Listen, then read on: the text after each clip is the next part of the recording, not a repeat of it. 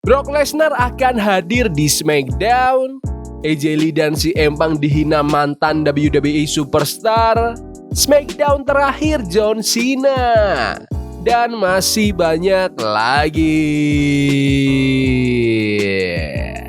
Selamat datang di Extra News, di mana kita akan bahas berita dan rumor terkini tentang WWE. Brock Lesnar akan hadir di SmackDown.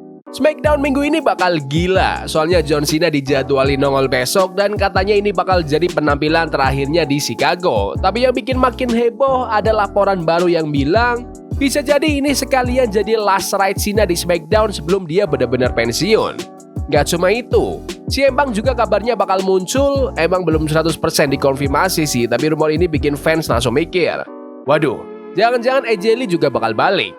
Banyak outlet media nyebut kalau AJ Lee akhirnya siap comeback buat match tag team bareng Punk lawan pasangan suami istri Seth Rollins dan Becky Lynch.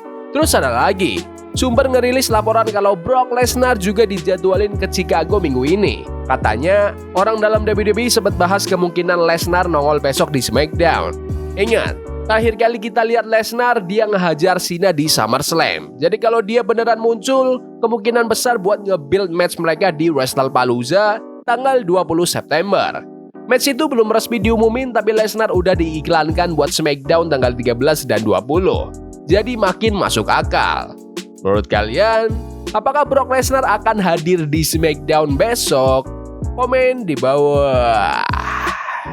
AJ Lee dan CM Punk dihina mantan WWE Superstar. Matt Riddle ditanya TMZ soal rumor comebacknya AJ Lee. Riddle bilang dia nggak ada masalah sama AJ, tapi nyeletuk kalau AJ dulu suka keliling, alias sering deket sama banyak bintang. Bahkan dia ngakak sendiri bilang, aku juga sih agak kayak pelacur, tapi ya katanya AJ emang begitu. Habis itu dia juga nyenggol CM Punk. Semua orang tahu mereka emang nggak akur, tapi kali ini Riddle makin belak-belakan. Dia bilang nggak dendam, tapi ngatain Punk palsu dan aneh. Pas ditanya maksudnya aneh apa, Riddle bilang Punk itu kayak sering nongkrongin locker room NXT terlalu lama. Ada yang ngebela kalau Punk itu jadi mentor buat talenta muda, tapi Riddle nyeletuk. Itu cara halus buat ngomongnya aja. Ujung-ujungnya dia makin panas, nyebut Punk itu bitch dan nantangin dia buat berantem kapan aja, di mana aja. Menurut kalian, apakah Matt Riddle ini emang lagi cari sensasi atau omongannya itu emang benar? Komen di bawah. SmackDown terakhir John Cena. Laporan terbaru ngasih kabar kalau SmackDown besok kemungkinan besar adalah penampilan terakhir John Cena di Blue Brand. Cena cuma punya 7 tanggal tersisa sama WWE dan 2 diantaranya bahkan belum diumumin. Jadi kecil banget kemungkinan dia akan tampil di SmackDown lagi. Cena debut pertamanya dulu di SmackDown tahun 2002 di Chicago juga lawan Kurt Angle. Dan sekarang bisa jadi dia nutup perannya di tempat yang sama. Menurut kalian, apakah besok akan jadi SmackDown terakhir John Cena? Komen di bawah. Reaksi Roman Reigns dan Cody Rhodes main film Street Fighter. Paramount baru aja resmi ngumumin casting lengkap buat film action Street Fighter. Sebelumnya sempat ada rumor dari Deadline di bulan Mei, katanya Roman Reigns lagi dipertimbangkan buat jadi salah satu karakter.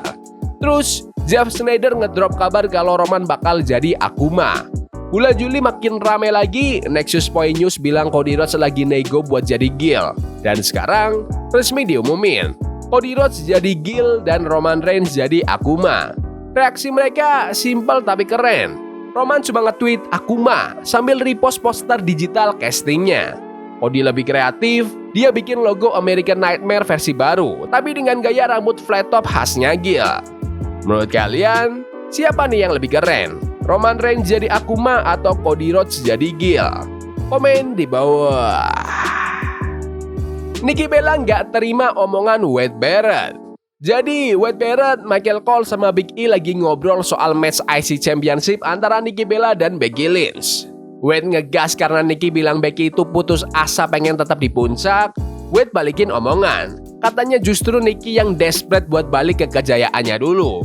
Dia sempat muji Nikki di eranya, tapi juga nyeletuk kalau Nikki kelihatan agak karatan dan lagi mati-matian buktiin kalau dia masih bisa keep up sama generasi baru. Nikki langsung ngerespon di podcast The Nikki and Brie Show. Katanya dia pengen ngobrol langsung sama Wade Barrett di Raw, tapi malah dia ngehindar. Nikki bilang, biasanya dia selalu nyapa, tapi hari itu dia ngehindar. Aku ngerti sih kalau mau jadi heel komentator, tapi ada cara yang lebih keren kayak Michael Cole. Cole tuh bisa bawa kisah nyata jadi bagian dari cerita wrestling, tanpa kelihatan kayak nyerang secara pribadi. Brie malah bercanda, bilang mereka nggak bakal kirimin Wade Barrett kartu Natal tahun ini. Michael Cole sendiri justru nutup segmen itu dengan ngerosting Wade Barrett, bilang Wade kelihatan tua sementara Nikki enggak. Terus Cole juga angkat kalau Nikki itu udah diharapkan banget buat bisa balik ke WWE, jadi harusnya lebih dihargain. Menurut kalian, apakah omongan Wade Barrett tentang Nikki Bella itu benar? Komen di bawah. Ronda Rousey nggak peduli lagi sama WWE. Kita semua tahu debut Ronda Rousey di WWE tahun 2018 bikin geger mainstream media. Tapi sekarang Ronda udah cabut dan dia agak sinis soal gimana sejarah bakal ngeliat dia. Di podcast Slapshot Fan, Ronda ditanya soal perkembangan divisi cewek WWE. Jawabannya, dia ngerasa mungkin namanya nggak akan dicatat sebagai bagian penting cerita itu.